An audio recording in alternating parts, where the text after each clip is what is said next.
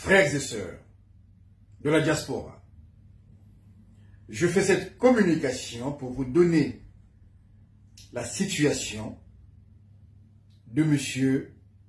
Souleymane Koné, qui est retenu en zone de rétention de Vincennes.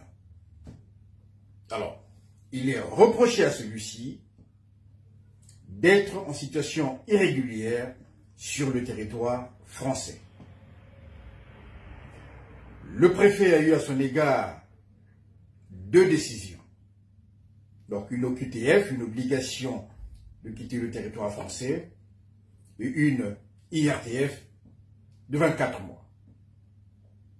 Bien entendu, nous allons contester toutes ces décisions devant les juridictions compétentes, notamment le tribunal administratif. Nous n'avons pas encore la procédure pour voir quel sera effectivement l'axe de défense dans l'intérêt de M. Souleymane Koné. Ce qui est sûr et certain, que celui-ci avait fait une demande d'asile politique qui avait été rejetée. Il est passé devant la CNDA, la Cour nationale de droit d'asile. Et là aussi, il n'a pas eu gain de cause. Il a fait une demande de réexamen de son dossier qui avait été jugé irrecevable. Et M. Koné depuis a sollicité donc un rendez-vous à la préfecture pour qu'il soit régularisé à un autre titre, puisqu'il a un enfant sur le territoire français qui est scolarisé. Et à ce titre, il a eu une convocation pour septembre à la préfecture. Alors, je n'ai pas encore eu l'intégralité de la procédure. J'en ai fait la demande à l'instant devant le greffe du juge des libertés et de la détention du tribunal judiciaire de Paris. Et j'attends que cette procédure me soit adressée par mail. Alors, ce que je vais dire, c'est que M. Koné ne trouble pas l'ordre public. M. Koné a fait une demande de régularisation, puisqu'il justifie d'une convocation pour le mois de septembre prochain à la préfecture. Ce qui est bizarre dans cette procédure, ce sont les conditions d'interpellation de M. Souleymane Koné. Pour un sans-papier ou pour une personne qui cherche à régulariser sa situation administrative, que la préfecture puisse envoyer des policiers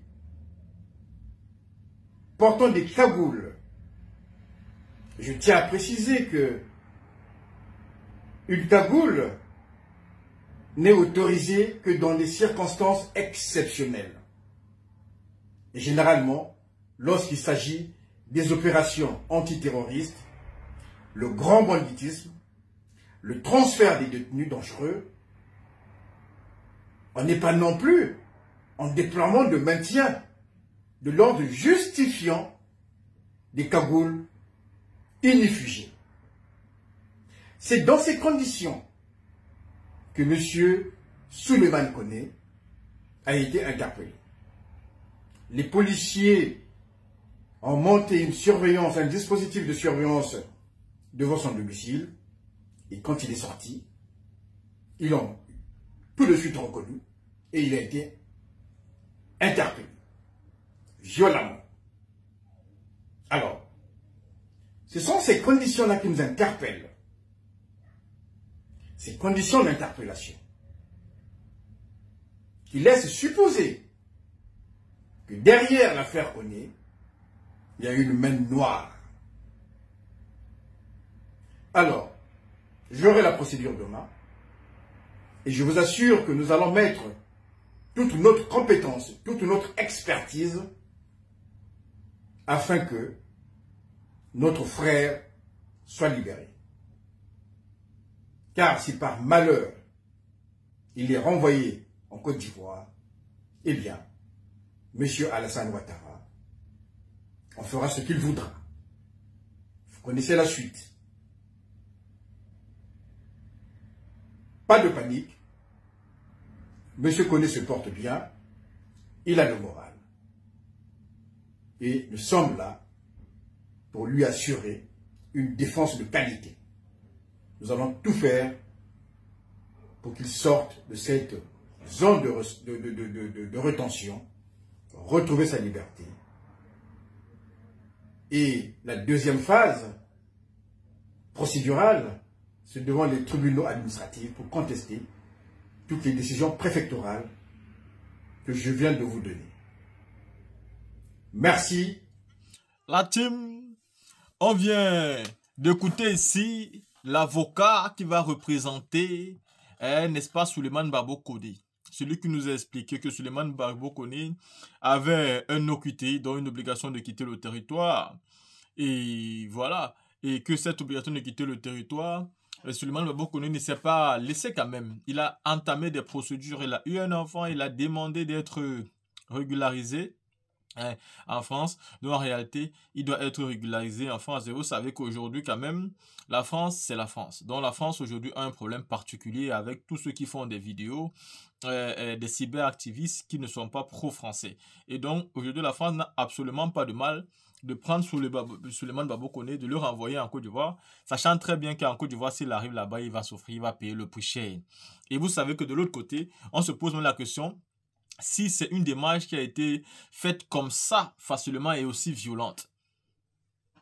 Bon, je me dis, oui, peut-être Ouattara n'est pas derrière cette démarche. Parce que s'il a reçu l'OQT depuis, et ensuite, il a même reçu un autre document qui l'interdit de revenir sur le territoire français. Mais il a déjà introduit lui aussi une demande de régularisation parce qu'il a eu un enfant en France.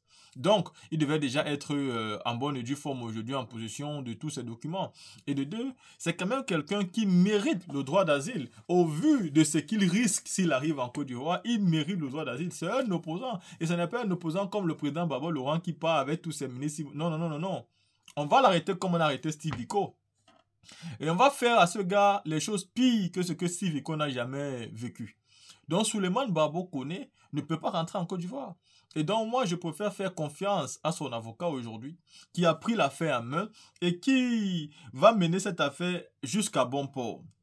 Car c'est vrai que quand on est cyberactiviste, on s'expose. Mais c'est aussi ça l'avantage de Soulé de Paris et de Souleymane Babo Koné d'être dans un parti politique.